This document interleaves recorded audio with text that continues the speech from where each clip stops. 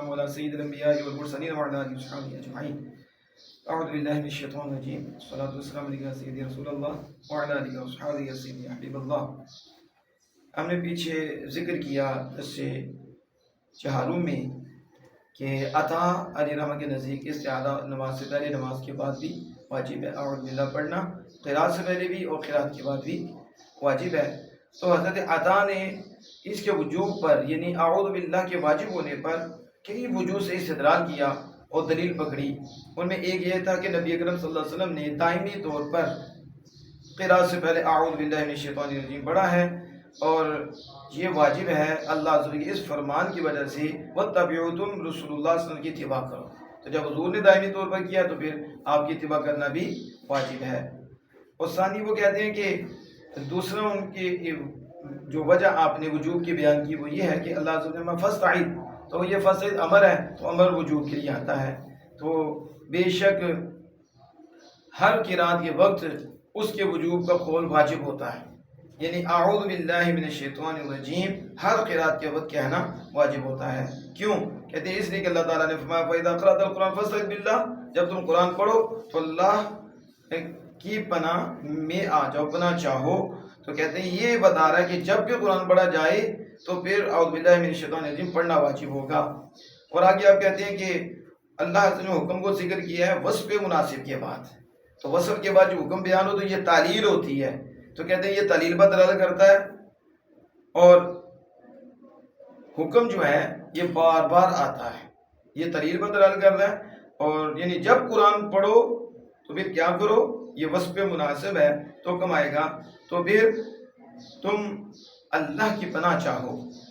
والحکم یتکرر، اور حکم بار بار آتا ہے علت کے تکرار کی وجہ سے. علت کیا ہے؟ جب قرآن پڑھو، تو جب قرآن پڑھو تو پھر حکم آئے گا، پھر جب قرآن پڑھے ہوئے تو پھر حکم آئے گا. یعنی حکم بار بار آتا ہے علت کے بار بار آنے کی وجہ سے. یہ حضرت عطا علیہ رحمہ نے دوسری وجہ وجوب کی بیان کی. تو امام راضی کہتے ہیں واحتج عطاء على وجوب الاستعاذة بوجوه الاول انه عليه السلام واظب عليه فيكون واجبا لقوله تعالى واتبعوا. ابن عطا نے جو وجوب استعاذہ پر اعوذ باللہ کے واجب ہونے پر دلیل پکڑی ہے وہ کئی وجوہ سے ہے. ان میں سے ایک وجہ الاول، پہلی وجہ یہ ہے کہ انہ علیہ السلام واظب علیہ، آپ صلی اللہ علیہ وسلم اعوذ باللہ پہ مواظبت کی اور اسے دائمی پڑھا. فیکون واجبا، تو پھر یہ واجب ہوگا اللہ سے اس فرمان کی وجہ سے واتبعوہ، تم رسول اللہ کی پیروی کرو. یہ پہلی دلیل ہے ان کی. اور الثانی ان قولہ تعالی فاستعذ امر وهو للوجوب، یہ اللہ عز و جل فرمانا فاستعذ یہ امر ہے اور امر وجوب کے لیے آتا ہے. ثم انه يجب القول بوجوبه عند كل قراءة، پھر اس کا وجوب کے ساتھ قول کرنا ہر قرات پر واجب ہوگا. یعنی وجوب کا قول کرنا یعنی قرات کے وقت اعوذ باللہ پڑھنا واجب ہوگا. کیوں کہتے ہیں؟ لأنه تعالی، اللہ عز و جل نے فرمایا فَإِذَا قَرَأْتَ الْقُرْآنَ فَاسْتَعِذْ، جب تم قرآن پڑھو تو اللہ کی پناہ چاہو. تو وذکر الحکم عقیب الوصف المناسب یدل علی التعلیل والحکم یتکرر لاجل تکرر العلہ. کہتے ہیں حکم کو اس نے ذکر کیا وصف مناسب کے بعد. وذکر الحکم عقیب الوصف المناسب، یعنی حکم کو وصف مناسب کے بعد ذکر کرنا. جب وصف مناسب ہو اس کے بعد حکم کا ذکر کرنا یہ تعلیل بدل کرتا ہے.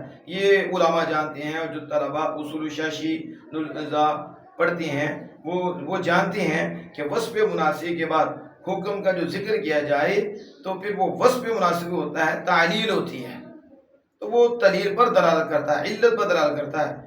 اور حکم یا تکرر لاجل تکرر علت کے بار بار آنے کی وجہ سے حکم بھی آتا ہے. تو علت کیا؟ اذا قرأت القرآن، جب قرآن پڑھیں تو علت جب آئے گی تو پھر حکم بھی آئے گا.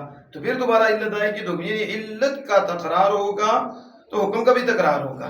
تو الحکم یتکرر لاجل تکرر العلہ، حکم علت کے تکرار کی وجہ سے بار بار آتا ہے. واللہ تعالی عالم بالصواب.